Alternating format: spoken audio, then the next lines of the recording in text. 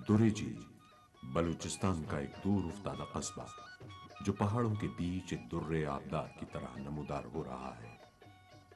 कोहसारों बेआबां का सफर करके दुरेजी पहुंचकर खुशगवार एहसास होता है, जैसे किसी मुसाफिर को सहरा के बीचों बीच कोई नखलिस्तान नजर आ जाए, जैसे संगजारों के अंदर फूल खिल उठें, जैसे झुलसती धूप के दरमियान अब्र का टुकड़ा साया फिगन हो जाए।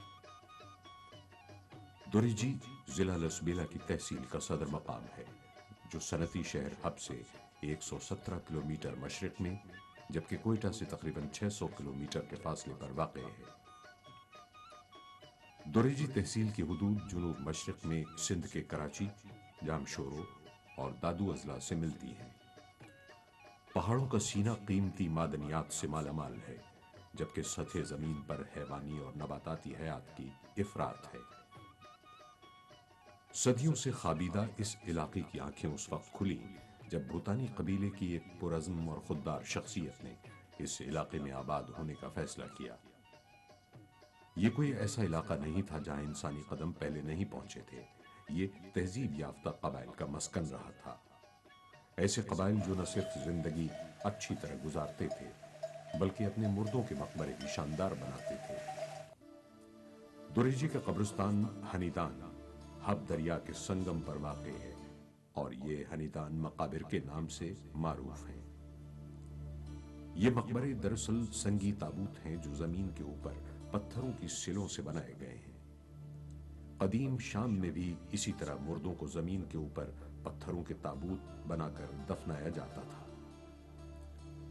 ताबूत के ऊपर तेज जर्द मिट्टी की बनी हुई टाइलें हैं जिन पर मुख्तलिफ परिंदों, जानवरों और हथियारों की तस्वीरें कंदा हैं। ये तस्वीरें फन का खूबसूरत नमूना है। ये मकबरे 1901 में जनूबी बलूचिस्तान के पॉलिटिकल एजेंट तीगे ने दरियाफ्त किए थे। हब से दुरेजी तक पुख्ता सड़क के जरिए सफर करके जब कस्बे की हुदूद में दाखिल होते हैं तो समा ही बदल जाता है। कस्बे की आमद का इजहार बाब दुरेजी से होता है। ये बाब मुगलिया तर्ज तामीर को सामने रखकर बनाया गया है। दुरेजी से दाएं जानिब एक फव्वारा है और इसके साथ ही 2 सफेद घोड़ों के मुजस्समे हैं जो फाइबर से बनाए गए हैं। इससे मुत्तसिल ही दुरेजी की ईदगाह है जो कस्बे की आबादी की जरूरत के मुताबिक काफी है। सिंध और बलूचिस्तान के कस्बों के रिवायती अंदाज का कोई अक्स यहां नजर नहीं आता।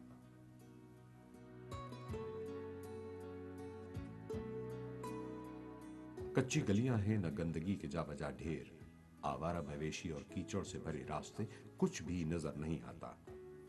तमाम इमारतें पुख्ता हैं और जो देसी अंदाज की रिहाइश गाहें हैं उनके गिर्द भी पुख्ता 4 दीवारियां हैं।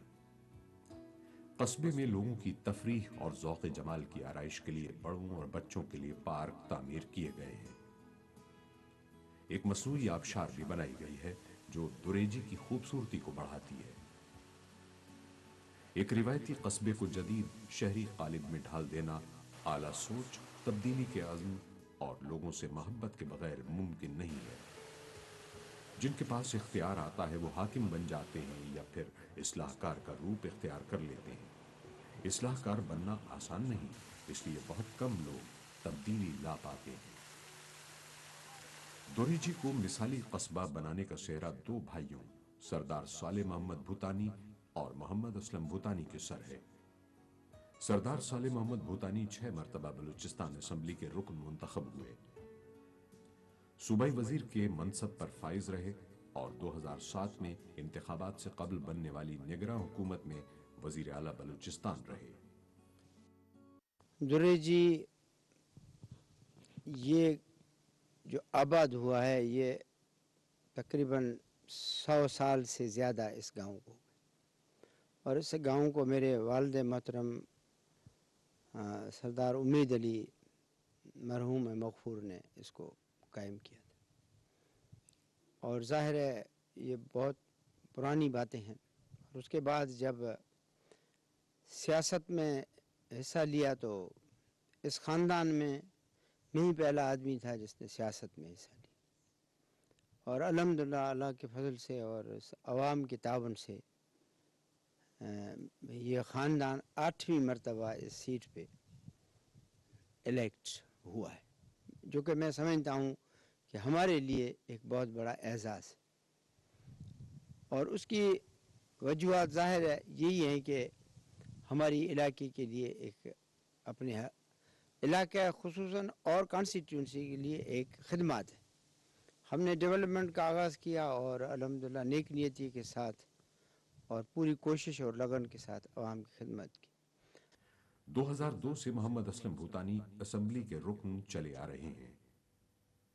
پہلے دور میں وہ بلوچستان اسمبلی کے ڈپٹی اسپیکر رہے اور اب اسپیکر کے منصب پر فائز ہیں۔ دریجی میرے حلقے کا بہت ہی ایک ریموٹ ایریا تھا، جہاں ایک زمانے میں نہ سڑک تھی، نہ کوئی آمد و رفت کے ذرائع تھے، نہ کوئی سوک فیسلٹیز تھی۔